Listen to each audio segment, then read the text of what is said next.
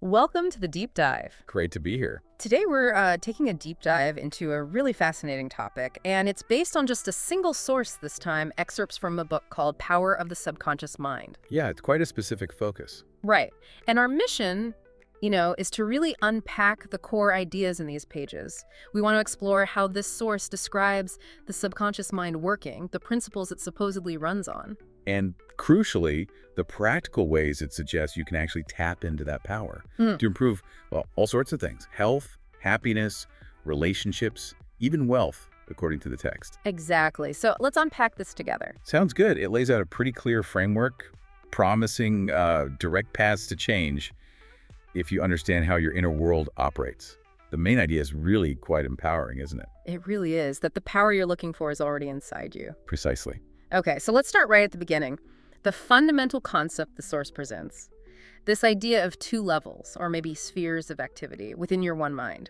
The conscious and the subconscious. That's the foundational split, yeah. But it's careful to say not two separate minds, more like different jobs happening at the same time within the one mind. Makes sense. So the conscious mind, that's described as the reasoning mind, right? This is the part of you that's like making decisions right now, choosing to listen, deciding what's for lunch later, picking a book. It deals with the objective world, as the source puts it, through your five senses. And it makes choices. The source uses the analogy of the captain or the navigator on a ship's bridge, using instruments, observation, making deliberate choices about where to go. Exactly. And then here's where it gets really interesting and maybe a bit, well, counterintuitive for some. The subconscious mind is painted quite differently. How so? As the irrational or subjective mind.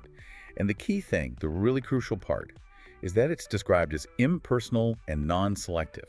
It just accepts. It takes as true whatever your conscious mind believes or impresses on it. No arguing, no judging. Wow, okay, so no filter. Pretty much.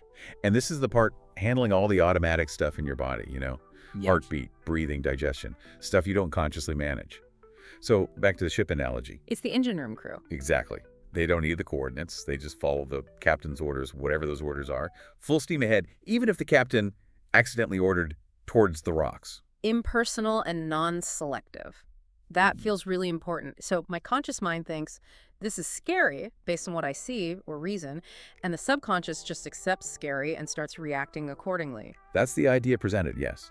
It doesn't evaluate like the conscious mind does. It just runs the program it's given. And the source really hammers this point home because this is why understanding the dynamic is so vital. Because the subconscious accepts whatever the conscious mind feeds it, whether it's a life-affirming idea or a crippling fear. This interaction is where, those big aha moments and those really sticky, difficult patterns in life can actually start.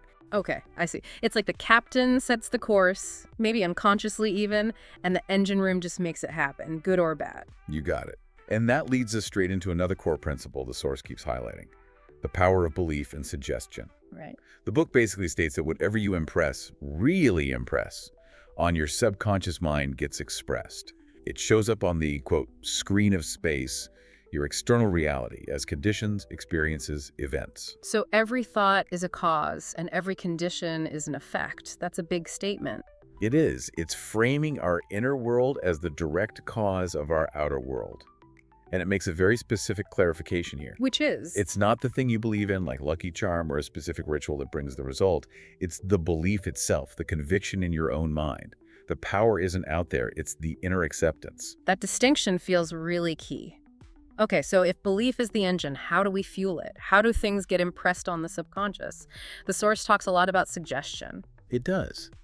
The subconscious is described as being highly, almost constantly amenable to suggestion. It's like it's always listening, always open to input. And this input can come from outside us, right? Heterosuggestion. Exactly. Suggestions from other people. The source gives that classic kind of vivid example. Telling a timid passenger on a ship, someone already maybe a bit anxious, oh, you look pale, you're going to be seasick. And because it taps into their existing fear. Right. Their subconscious accepts the suggestion, and boom, they actually become seasick. But if you say the same thing to a seasoned sailor... Totally different reaction, most likely. They'd probably laugh or just shrug it off. Why? Because their subconscious is already conditioned with a belief of immunity, of confidence at sea. Their conscious mind can and does reject that incoming negative suggestion because it doesn't match their inner blueprint. Okay, so the conscious mind can act as a gatekeeper to some extent, It can. And then there's auto-suggestion, the suggestions we give ourselves. which the source argues are just as powerful, if not more so. Absolutely. Think of the example of the young singer who's terrified of performing. She keeps telling herself, I'm going to fail. I'm going to forget the words. Her subconscious takes that instruction, that suggestion. And manifests the failure, even if she's talented. Exactly. But the flip side is also true. The source mentions a man overcoming a really bad temper. How? By deliberately, repeatedly suggesting to himself, affirming that he's becoming good-humored, kind, lovable. And over time, that change takes root in the subconscious and becomes his reality. But the source gives a pretty strong warning here, doesn't it? Suggestion isn't neutral. It can build you up or tear you down. A very strong warning. Negative suggestions, whether they seep in from critical parents, anxious friends, negative news cycles, or maybe most powerfully from our own internal negative self-talk and fears hybrid. These can build really destructive patterns in our subconscious blueprint. So we have to be proactive. The book is emphatic about this. Yeah. You must consciously, deliberately counteract these negative impressions by feeding your subconscious constructive, positive suggestions. You have to choose the input. It uses that really dramatic, almost unsettling story about the relative who died, just as a fortune teller predicted. Yeah, that one's quite stark. But the source's interpretation is critical. The fortune teller didn't have any magical power. It was the man's own acceptance of that negative prediction, amplified by his intense fear. That caused his subconscious to manifest it.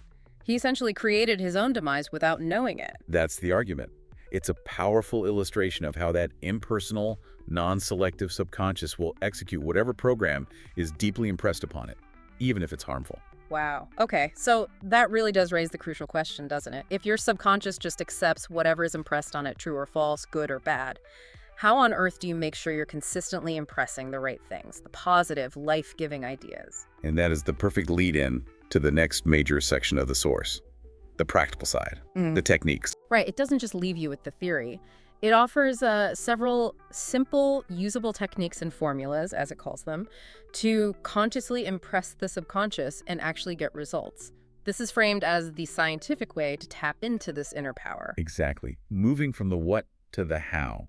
One technique discussed is prayer, but it defines it in a specific way, scientific prayer. Not necessarily like formal church prayer. Not necessarily. It's defined more as the harmonious interaction of your conscious and subconscious minds, scientifically directed for a specific goal. It's about your sincere desire, your deep need, reaching that deeper level of mind. Okay. Then there's the power of visualization, the mental movie method. This is all about creating a vivid mental picture of what you want, the desired outcome. But crucially, you have to feel its reality. Feel it as if it's already done, already happened. And the source suggests doing this repeatedly, especially before sleep. Yes, that pre-sleep state is seen as particularly receptive. The examples given are quite concrete. The author apparently visualized taking down the for sale sign on his house to sell it.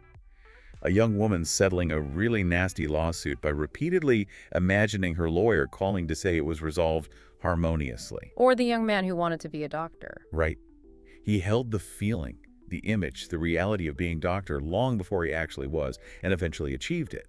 It's that feeling of the wish fulfilled that's the key ingredient, according to the source. Interesting. Another technique mentioned is affirmations and decrees. How does that work?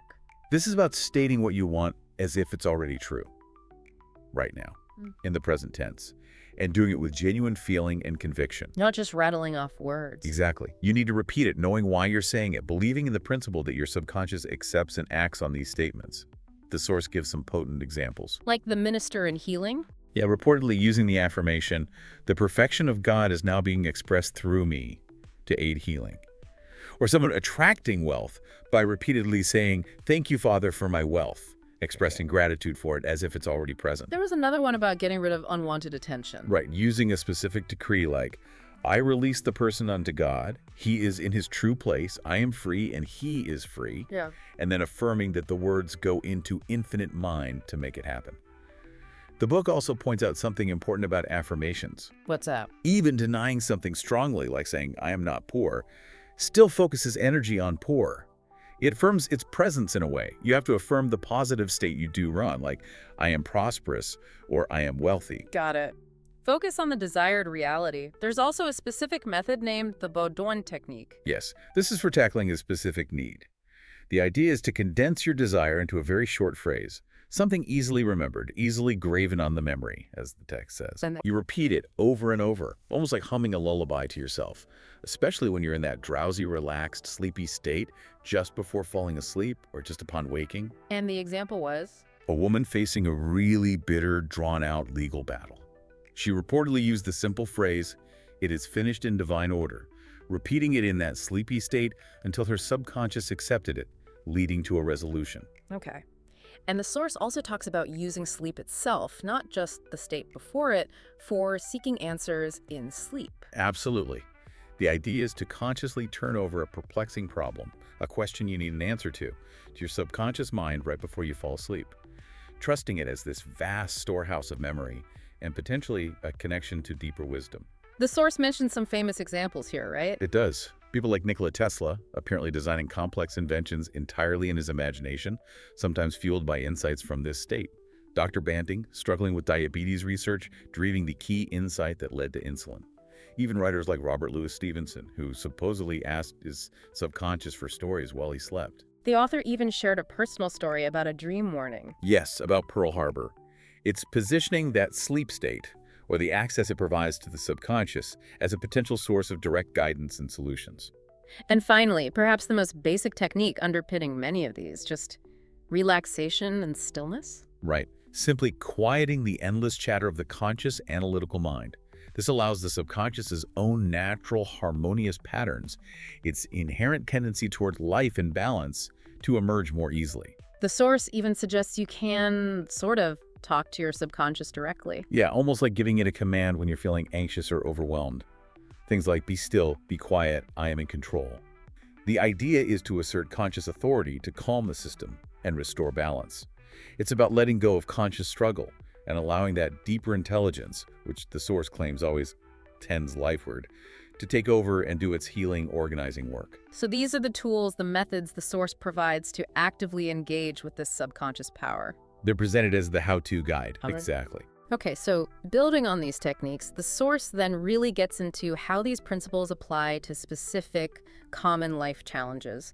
It suggests you can basically remake yourself, redesign your life, by consciously giving a new blueprint to your subconscious. We probably can't cover every single application in exhaustive detail, but let's touch on some of the big ones the book focuses on. Sounds good. A major one is healing.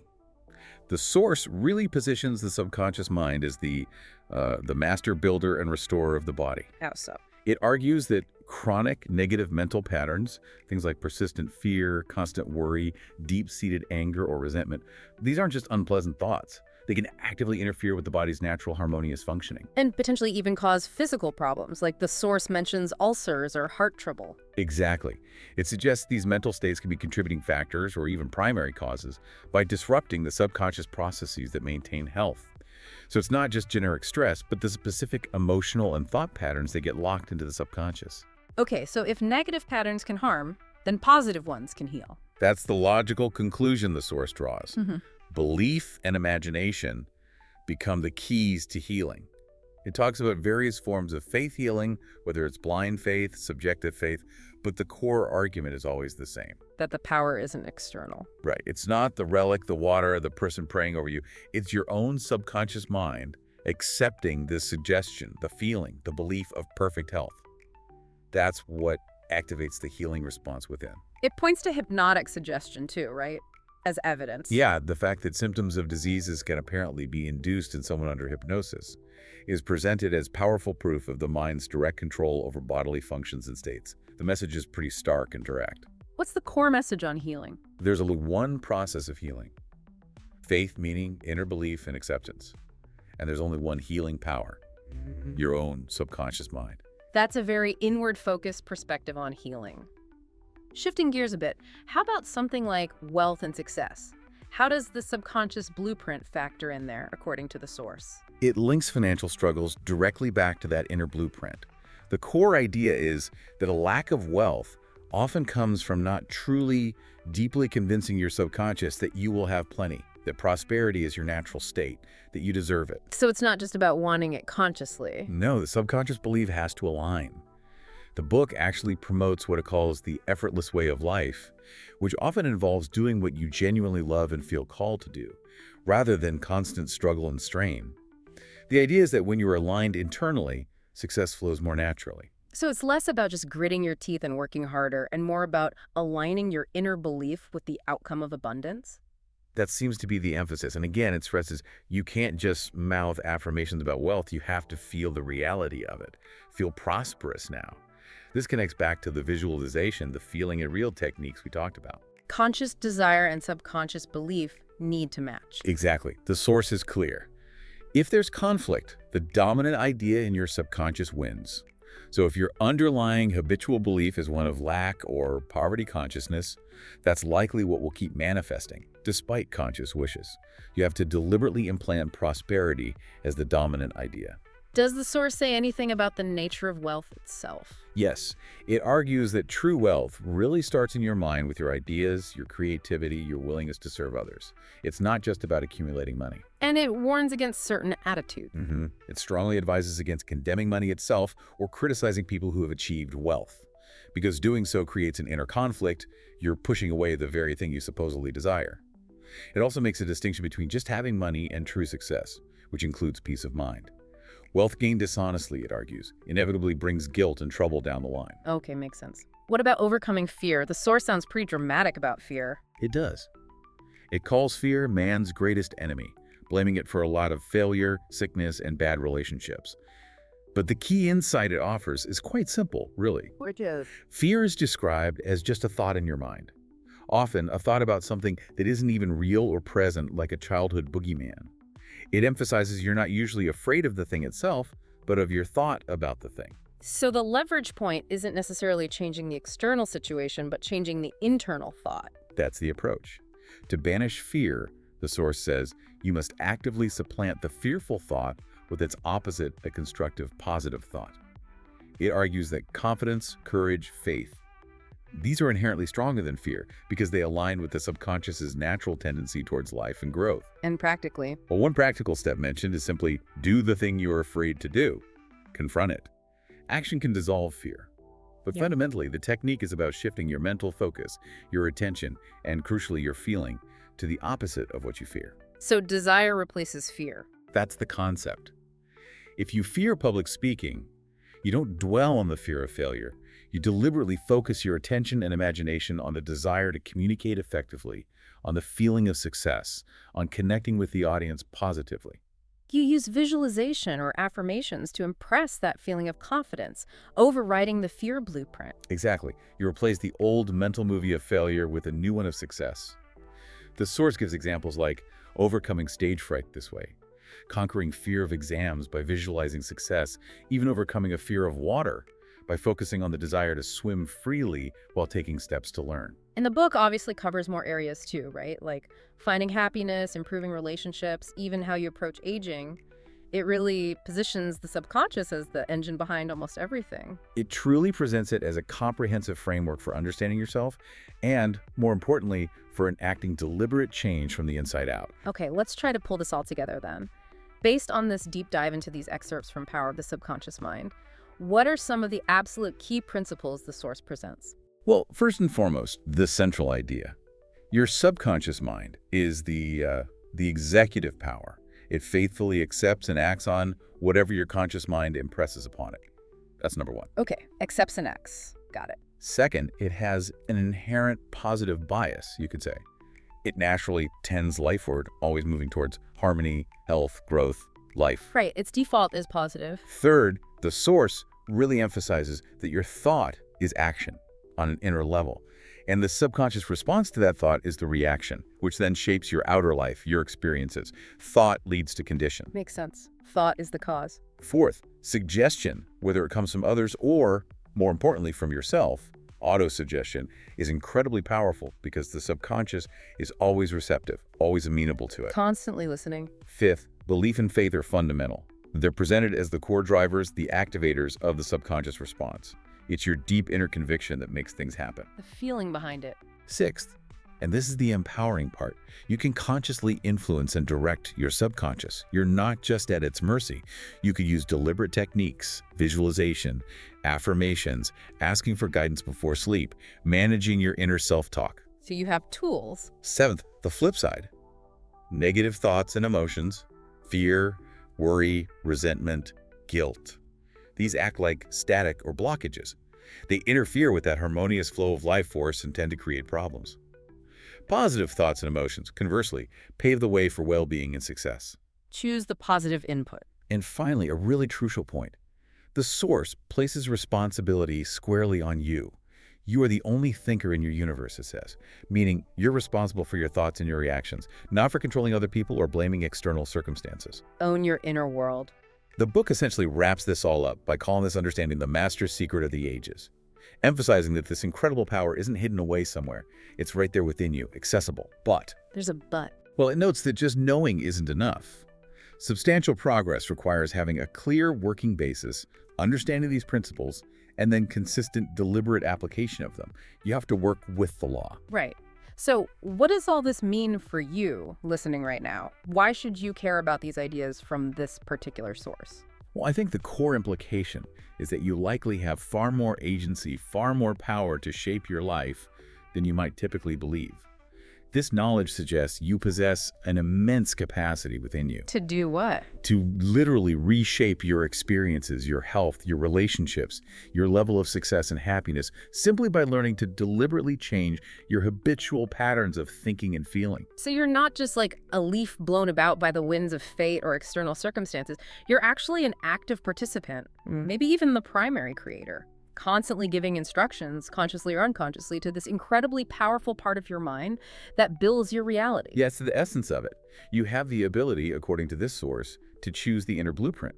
And that blueprint will be built. Yes. We've taken quite a deep dive today into the fascinating world of the subconscious mind, as presented in these excerpts from Power of the Subconscious Mind. We've explored its described nature, how it supposedly works, the core principles like belief and suggestion. And those specific techniques suggested for directing its power towards healing, wealth, happiness, better relationships, overcoming fear, even approaching aging differently. So knowing that your thought is described in this source as this potent creative medium that's constantly influencing your subconscious, here's a final thought for you to maybe mull over. If your subconscious mind is constantly faithfully reproducing your life according to your habitual mental and emotional patterns, what dominant inner blueprint are you currently operating from? And maybe more importantly, is it the one you truly want to be building your life upon? Something to think about. Thank you for listening.